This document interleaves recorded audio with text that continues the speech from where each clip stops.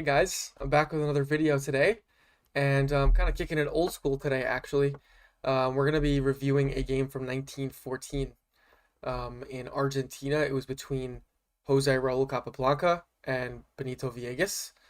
It was an exhibition. Jose Raul Capablanca, one of the best players of all time, and he was an extremely talented speed chess player, rapid chess player, but he was also known as one of the best endgame masters of all time.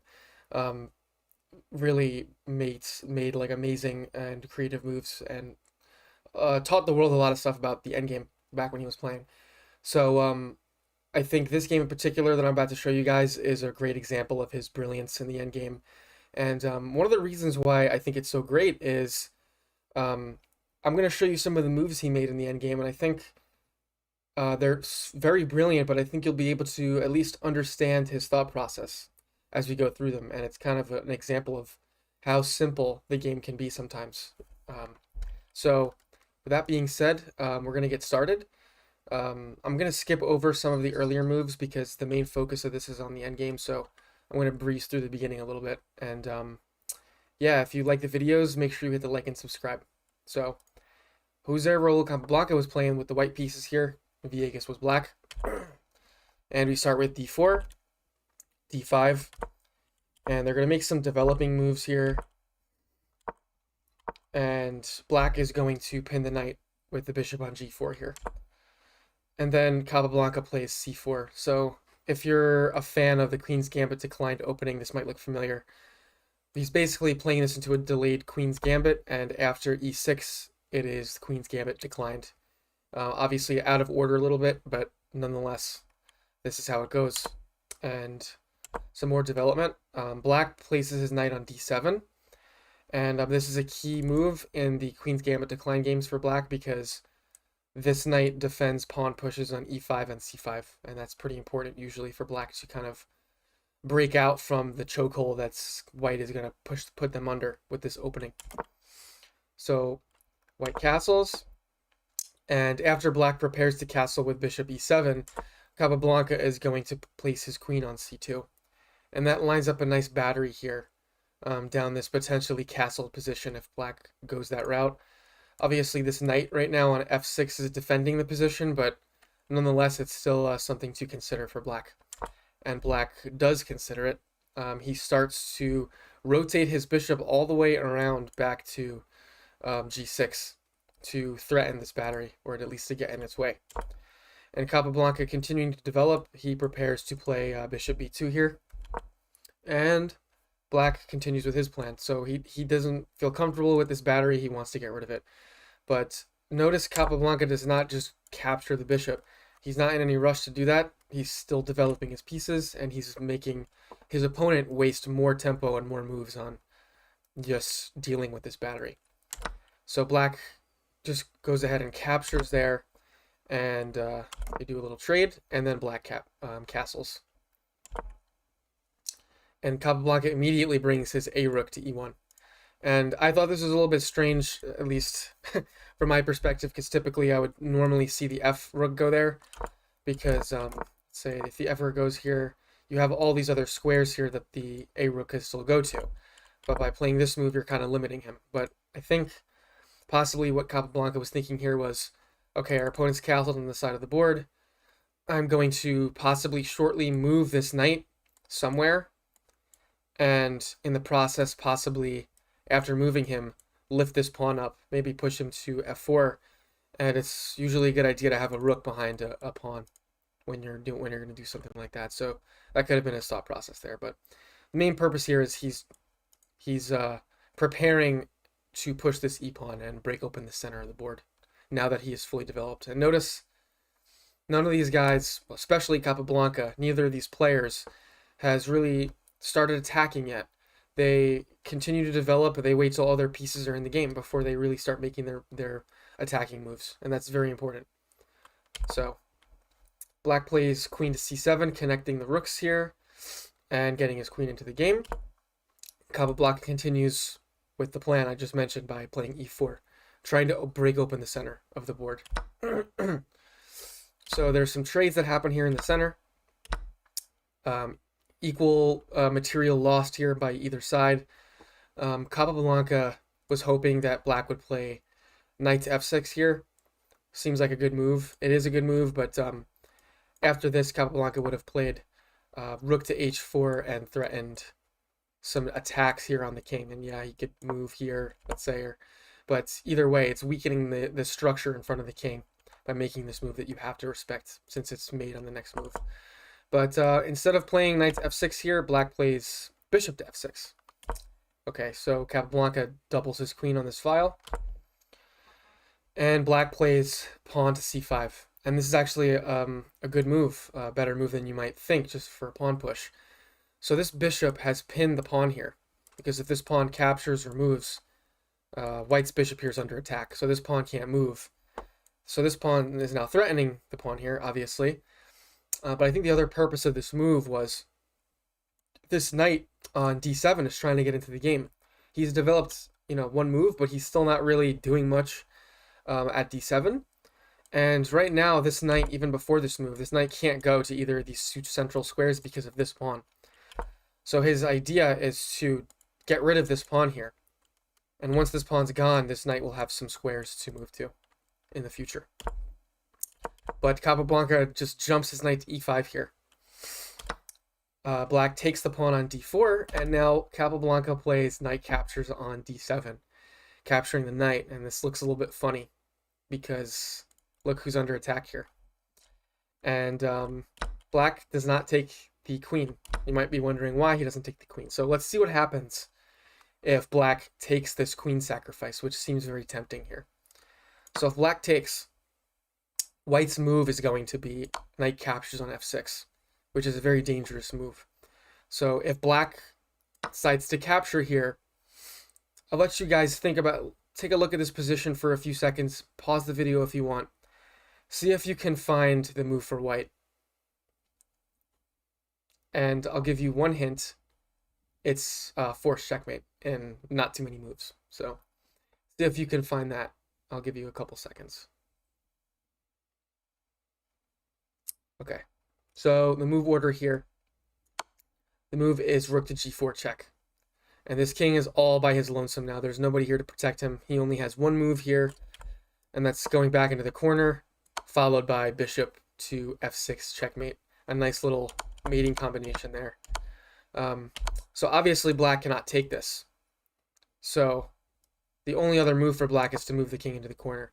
And then Capablanca would have played rook to h4.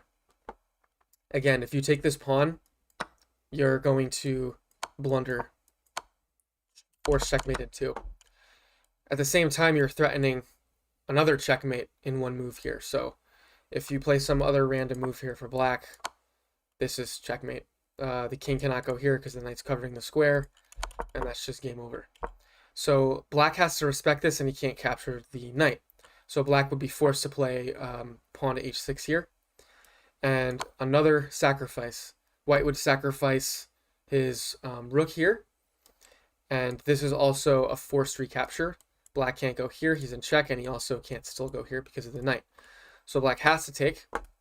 And then we would see the nice move here, knight to d5 check.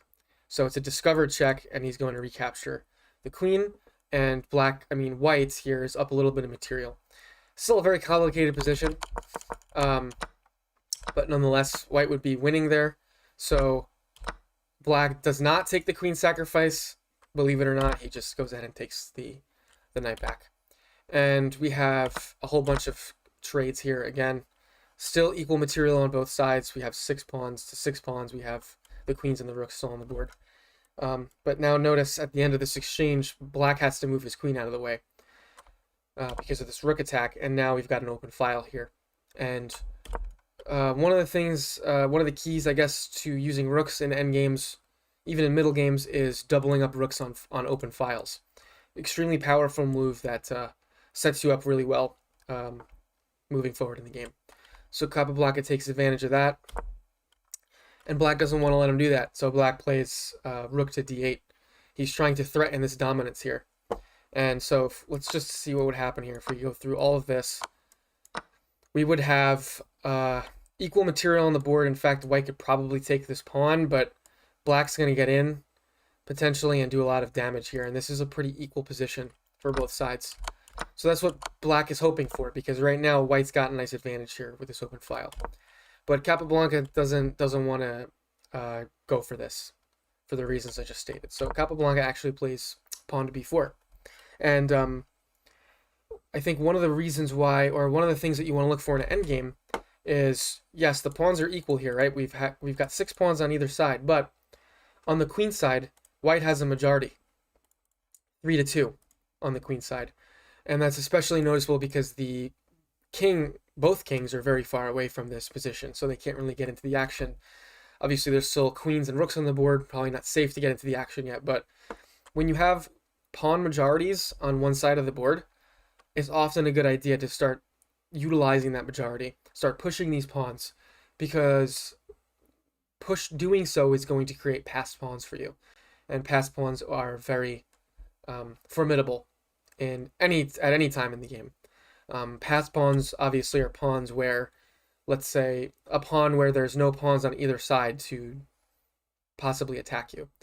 So if this pawn here were gone, then this would be a passed pawn because there's no pawns here. Oops. No pawns here, and let's say he was gone, there'd be no pawns here either. That's what's known as a passed pawn. Obviously, queens and rooks can get in the way and block him, but nonetheless, that pawn is dangerous and just continues to get more dangerous as the game goes on, typically, in endgames. So Capablanca pushes that pawn, and now black decides to trade the rooks on the file. And now black wants to activate this a8 rook, but he can't quite do that yet because this pawn would be hanging. So instead he prepares that by just playing pawn to b6. Capablanca moves his pawn in front of the king, giving him some breathing room. Not worrying about any back rank mates anymore, so that's good. And now black's going to double up the attack on this c pawn here. Notice there's only one defender for white right now, so Capablanca fixes that. And now black plays rook to d8. Good move. Trying to get the queen out of the way. And another important point or thing to consider when you have rooks towards the end of the game is getting rooks on the 2nd rank or the 7th rank if you're white. That's mainly because a lot of the time, a lot of these pawns on the 2nd rank in this example have not moved yet. And for example, this one's under attack. This one right now is being defended by the king, but it's still in some danger. Rooks on the 7th rank or the 2nd rank are very dangerous towards the end of the game. So it's oftentimes, you don't want to blindly put them there, but it's oftentimes good to look and see some of those tactics and see if that will help and will work towards the end of the game. So white obviously has to move out of the way, and now let's see. Now we see that black actually has the open file here, but queen to e3, going backwards. It seems like a simple move, but it's just look at how many things this move is doing, okay? Guarding the c1 rook still. It's guarding the d2 square, so like I said, black would love to get his rook here. Black cannot get his rook here with the queen in this position, okay? And the other thing that this move is doing is it's still maintaining this pressure down the diagonal. Still attacking this pawn, and as we're going to see in a second, when you're pushing this majority, this c5 square is a very important square because it's going to create the passed pawn. And that's what Capablanca is interested in, is making sure he defends that square as he continues. So black trying to get his king into the game, and Capablanca pushes his pawn. Black takes it back, and you might say here, okay, let's just recapture. We've got our passed pawn. We've got 2 defenders. Capablanca plays a different move. Capablanca plays, and that wouldn't have been a bad move to do this, but Capablanca plays a move that's probably better, which is queen to e4. And the reason this move is better is for a couple of reasons. First of all, this pawn cannot actually just take the pawn here, white's pawn here, because if he does, he's hanging his queen. So he's in no rush to take this pawn back at the moment because this pawn's not going anywhere. Secondly, let's say white takes here, right? Capablanca realizes that black's next move is to put his queen right on c6, blocking the progress of this passed pawn. And now there are no pawns on either side to aid this pawn in its progress either. So this is essentially really helping to stop this pawn right in its tracks. And this is what's known as a blockade, in this case with the queen. Um, Not always a great idea because you're kind of tying up your best piece in preventing this pawn from moving forward, but nonetheless, it's the only advantage white has right here. And this would be a blockade that would be difficult for white to wiggle his way out of. So instead of capturing the pawn, this e4 move by white prevents black from playing that blockading move because we're now attacking the square. So it's just Capablanca. Fairly simple idea, not something that, for example, I would see, but really thinking ahead in the endgame. So it's just a great move. And black plays rook to d5. Now he's double attacking this square, let's say. And he's thinking that this should prevent the recapture. Because once white recaptures, now we have two attackers. We only have one defender. So black's thinking was this would lose the pawn. Perhaps that was his thinking. Probably was, but this doesn't work. So Capablanca goes ahead and takes the pawn. And the reason this doesn't work is, maybe I'll let you guys try to figure it out. So if black captures the pawn here, right? What's the best move for white in this position? So give it a few seconds, think about it, and I will show you in a second. Okay. So the best move for white by far, congratulations if you noticed it, this king here in this vulnerable position, queen to b4. So this is pinning the rook. This rook cannot move, and now we've got a double attack on this rook. So the rook cannot just take this one because that's uncovering check here. So after the king moves out of the way, well, we've won ourselves a rook. And now this is obviously just winning for white because he has an extra rook for a pawn. So unfortunately for black, this didn't really work. And he realized it, and he did not capture the pawn here. So instead, he moves his pawn on g6. And white continues. Capablanca continues to push this pawn. And now this pawn's on the 6th rank. And this pawn is becoming a very dangerous threat for black because, obviously in 2 moves, this is going to become a queen.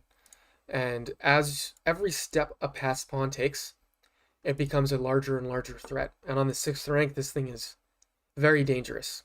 So black moves his king, trying to get his king into the game. I think probably realizes that getting him into the middle is very dangerous considering all the heavy pieces, artillery that are still out here.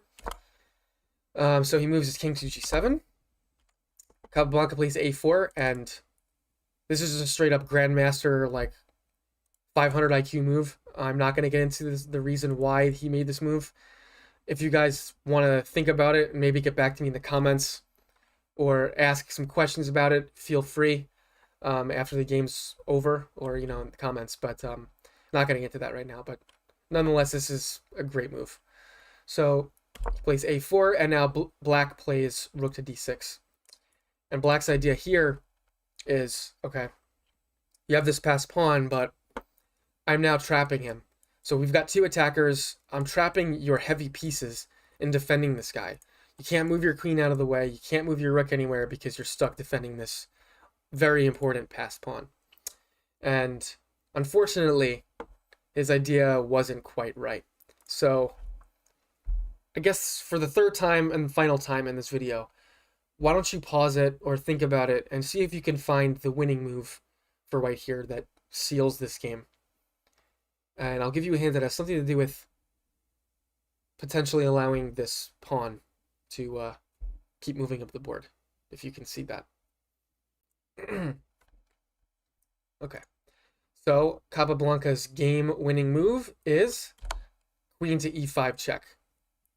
Doesn't look like much on the surface, but the idea is still simple because it all relates to the power of the passed pawn. So obviously the king has to move here or this check has to be blocked, so black blocks with f6. And white takes the rook on d6 with the queen. And that's you're trading your queen for a rook. So white is down a queen for a rook now, which is not a good trade on the surface. But what does this move do? It forces the queen to capture. It removes this blockade, and it allows Capablanca to push this pawn up to the 7th rank. And now this pawn is just game-endingly dangerous. The reason is because now this queen, not only can he not blockade the pawn, but he can't even defend the square anymore. Really. He cannot get back here. He cannot get around this pawn. If he goes here, obviously, that's just a capture and a queen. So black's only move would be to just capture the pawn and give up his queen, and now white is just up a rook in the end of the game. So this is just a completely winning game for white. And black did not even make this move. He just resigned in this position. I thought this was just a great example of Capablanca's endgame prowess. And I hope that you guys could follow along with some of the moves here. A lot of them come down to the power of the passed pawn, creating the passed pawn, removing blockades. In a couple of these examples, the king was just really in the wrong place at the wrong time for black. And white was ready to just use this king positioning to his advantage in terms of pinning, or in this case here actually checking the king and forcing, an extra move so that he could capture this rook here. But simple but incredible endgame moves from Capablanca. I hope you guys enjoyed that, and I will see you next time for the next video. Thanks. Hope you enjoyed it.